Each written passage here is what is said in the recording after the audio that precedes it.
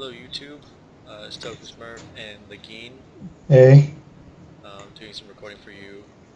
I know I haven't posted much recently. Let's get this show on the road. I am sick, still sick, but got fed up with not recording, so here we go. There's just a couple of replays from the time between the last video I uploaded till now, and I had a pretty good T71 game that I wanted to share with you guys, and then we'll also share you two replays from the PzV M10. So since I don't see too many of those videos sliding around. Anyway, in the T71 I take a light tank. Usually I take a fast tank to this corner, and a light tank I sit in the bush, in a medium or something like that. I'll generally play more of the hills rather than the bush, but you know, I figure a light tank with the camo and all, I can sit here. The goal here is just to spot, just to see what's coming, and if it's anything too heavy, I just bounce. Now I see these two T50s, and I'm gonna admit, in a second, I'm gonna get real greedy and do crap that I probably wouldn't do. Oh, one round left in the chamber. Yep, and this is me being a douche. And, holding fire. Yep, and yeah, guys, don't do what I do and did that. I ate 2 hits trying to be a dick, and that's a pretty dick thing to do. Typically, holding fire does not pay off. Yeah, especially since I knew I was lit. I don't need 6th sense to realize that I'm lit. T50s spot pretty well, so you know, I had to know the Panther was aiming in since they didn't move. So I'm sitting and playing with less health than I probably should have. So I decided, instead of fighting those main tanks, I wanted to help this low with this Comet, assuming low even fights the Comet, mainly because with this autoloader and the armor, you kind of want to pick out tanks that are foolish enough to go, you know, on their own, rather than, you know, engage full-on forces.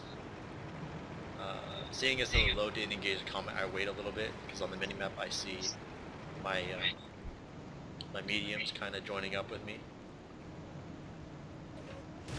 Now, a habit of mine that you guys are going to see is that I reload a lot. So even though I only fired 2 shells there, I'm on reload, because I'm basically conceding the fact that I'm not going to shoot more at that side at the time being, and instead reload a full clip, and by the time this T43 engages, I'll be fully loaded to, you know, to support him. Yeah, it's always a good policy to have a fully loaded clip. It's just you gotta time when you do it. With French tanks you get punished, but these new Americans have way faster reload speeds, so it's a lot easier to do. So again, I was originally getting primed ready to help out against the Comet once he got lit. That never got lit, so I decided to take shots at this Tiger who just refuses to not take damage. You know, these tanks are coming at me, but I think I'm not lit, and so they don't proceed to come over here. I think that Austin Bay just continues on their base. I haven't seen 3 play in like a week. I don't know what happened there with that Tiger on my screen, to be honest with you.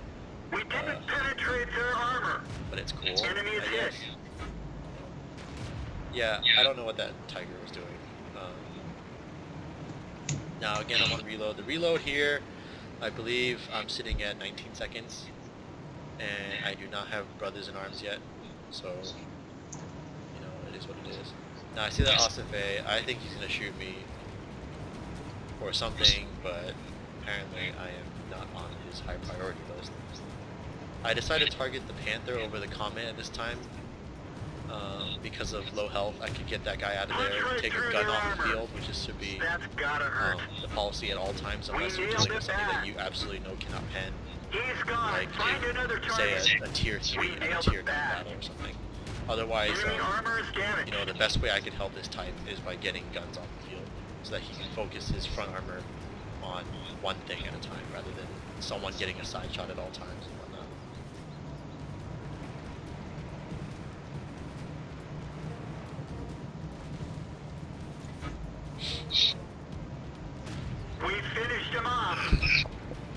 I only got that kill based on the good fortune of the fact that my type could hit him. I'm trying to take some shots on this leopard. Penetration. My assumption is that since our base is kind of clear, if he gets on cap, that's one extra person to expedite the capping. And you'll see in a second how best to reset cap. If it gets really down to the wire, you want to take a guess at who has the highest amount of cap. But that's only if you're really, really close and you have a long reload. Otherwise, if you have a fast reload like this tank, it should be about not only spreading your defense points around, but if you can, killing low health tanks so that the rate of capturing is slowed. Yeah, a lot of players fail to realize that each tank on cap accrues points, and so by hitting multiple tanks, Enemy vehicle you knocked take off down. more points, as opposed to just shooting one tank. So like I said, the first shot I took was on the Penetration. leopard, even though I They're knew knocked down. he was one of the last people to get on the cap. Got him. But that's just to slow the rate down, and I got the T25 out of there. I took a second shot at Ossife that set him on fire. In retrospect, I should have put that shot on the Tiger 2 just to reset more, since I already put my a second shell in that Ossife to begin with. Now I'm waiting here just to see if the Tiger 2 will turn his turret. Once his turret's not facing me, is when I'm going to pop up and take my shots in the sky. That's gotta hurt. Enemy is hit. And that's game. Got him. Nice. 8 kills. Yep. So again, back on the T71 replay, I just wanted to mention that that was my highest XP battle. So I think that was like 2,800. Move out. Anyway, Here we are with the PZ5 M10, the AirSats Panther, or AirSats M10. And the Tier 7 Premium, it's basically a stock Panther that's been Americanized, at least in-game. It's got 2 more degrees of depression, which is a lifesaver. It has 10 more degrees of traverse compared to the best tracks on the Panther, as well as a engine with horsepower that's between the Panther's top and second top engines. So it's a very maneuverable tank with a very high rate of fire. Penetration. It's just an all-around better stock Panther. So if you like collecting German tanks, this is a pretty good tank. This is my very first battle in this tank. It's on Ensk, and my very first consideration was, I am Tier 7 in a Tier 7 match, so I could probably brawl in town. Otherwise, I'd probably be going field.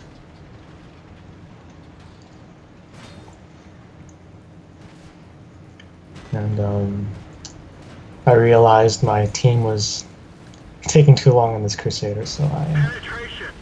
decided to do him in. Enemy armor is destroyed. now I think the reload rate, reload timing, if we had the seconds on here, Radio is hit. We can 3 only seconds talk locally. per shell. Yeah, it's about 3.7 seconds. This thing fires faster than the Panther. So, not only does it fire faster, it also has a faster aim time. So, yeah. It's just, you're stuck with the Panther's stock guns, so you won't have the high pen of the L100 or the high alpha of the 88 L56. I think generally this tank is something I would use to engage Enemy things armor is from destroyed. sides or rears. Yeah, this is definitely a flanker, not a sniper. The fact that it's got more American maneuverability and depression means it can perform as a flanker better than a sniper. They're hit. Although the depression does help with sniping from a hold-down position. So just play how you like. It's a very versatile tank. There's no set playstyle for this tank. Enemy vehicle destroyed. Also, the armor plates that are there to make it look like an M10 are not spaced armor. We nailed it back. So don't buy this tank expecting it to tank shots like a Super Pershing. It does not absorb shots. Penetration. It's just cosmetic. I just find this tank very easy to pen. Even another, that's more so a reason to play it as a flanker. Yeah. I wouldn't do anything solo against, you know, tanks at even tier or higher unless you know they're bad. But otherwise, you know, this was quick work to get 7, you know, Yeah. kills so far. A lot of tanks on the enemy team that are very lacking in situational awareness of what's around them, what has the rate of fire on them, which leads to, you know... Yeah, they their basically decks. just handed me those kills. Oh, what else? The health. It's got more HP than a fully upgraded Panther. Its HP is actually equivalent to a Type 59, so it's pretty sizable. Yeah. If I were to purchase this tank, it would be mainly to get the maneuverability and the rate of fire. Seems like a fun tank, and I can imagine if, say, you were running a 2 or 3 man platoon of these, you could mow down complete flanks just quickly. We nailed it bad. Just think American tank, German HP, British rate of fire. There you go. Right. That will lead to the second replay of the same tank. So this is the second replay, literally the second battle in this tank for the game. Yeah, so I got that first Radley Walters medal, and I was just like, you know what, I'm gonna ride the wind and see what I do, and I got another good game, so here it is. I really like going to A1 and 2 in this map with any tank, TDs, mediums, heavies. Yeah, I just like it. I generally do the same in anything but a light tank. Light tank, I usually, I don't know, depends. In a light tank, if it's a spotting type of tank like a Dash 2 or something, I would try to make a run on the 7-line bridge if I'm spawning south just to get the arty lit and then dash right out of there. Otherwise, it's a lot of just driving to get things spotted along the E line, the EF line, for your artillery. Specifically, this D1 corner becomes a bogged down spot, and you'll see it's how it is on this map. Yeah. Usually, you know, if you have tanks up here at B1, B1, B2, then D1, D2 will be bogged down, so that's just how it is.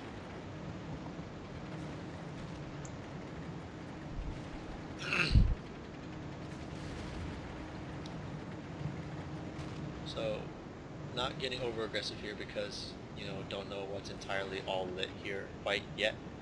Yeah.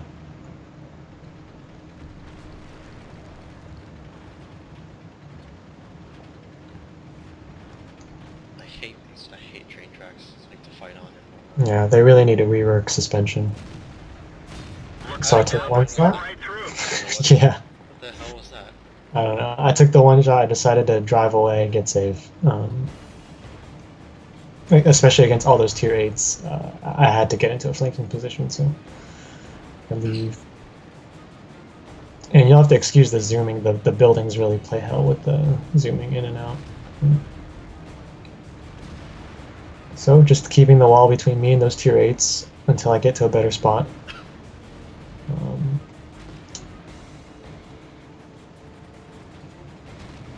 Yeah, just playing it pretty safe.